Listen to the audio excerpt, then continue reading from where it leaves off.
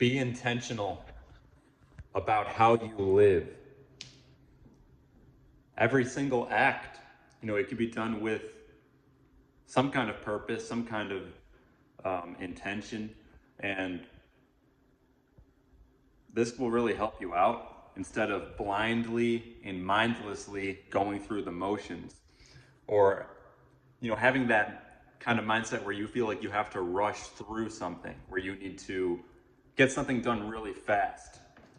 You may feel anxious, and you think you need to get something done, and this is something that I've gone through myself, and I've mentioned that I speak on things that I experience personally. I mean, what's helped me is to have a long-term vision or some kind of plan of what needs to be done, and moving in that direction, to complete these steps one at a time. So having that intention of what you're doing and knowing what it's going to lead to, that's something that can be quite powerful. If there is something you'd like to accomplish, something you'd like to achieve, you're almost guaranteed to not get there, in one day or in one moment where you just want it to happen. So instead of just looking for that result or expecting that result to show up for you, it's more important to be intentional with the process of showing up and doing the things on over, and then eventually it'll happen. Because it's not about just having it done right away. It's about, having that mindset. I mean, I think that this is more important to realize because, we live in a world where we want things fast. We're willing to rush super fast to get something done. And a lot of the times it's just a desire that's meaningless, and it will have you feeling empty. And it's just a desire. It's just something you want to happen. And I urge you all to, have these goals or your aspirations that have a deeper meaning to them, instead of something that is going to not fulfill you. Because what I've noticed for myself is, when I have those desires where I just want something and it's not meaningful, it'll leave me depleted, it'll leave me empty, and it's literally like a prison. It traps you, it sets you back, and it can get you in trouble. Because now, you're sacrificing something good, something that's actually good, something that's actually pure and something meaningful, for something that's not at all, that's going to deplete you. So is it worth it to sacrifice, your highest potential for something that can feel good in the moment? Because, many people go through this in this life, where we want short-term pleasure, we want a sense of a dopamine fulfillment, and that dopamine fulfillment, it's something to really consider, because there's a science behind it, and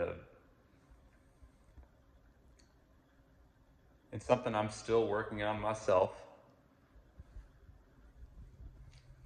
So, it's something that comes to my mind. I like to talk about these things. Working out, having some kind of physical goal. That's just an example.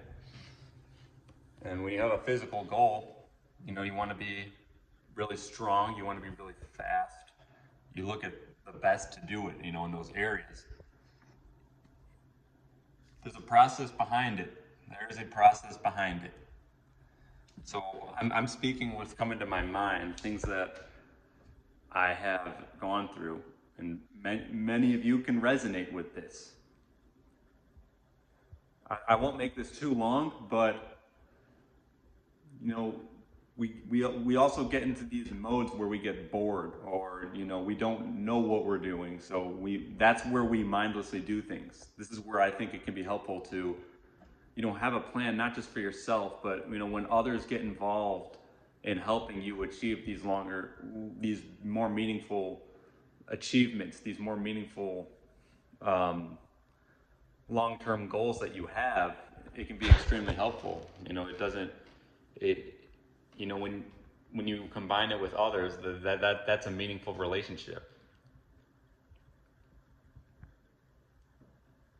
This is something I'm going deep within myself, and I'm searching for these answers,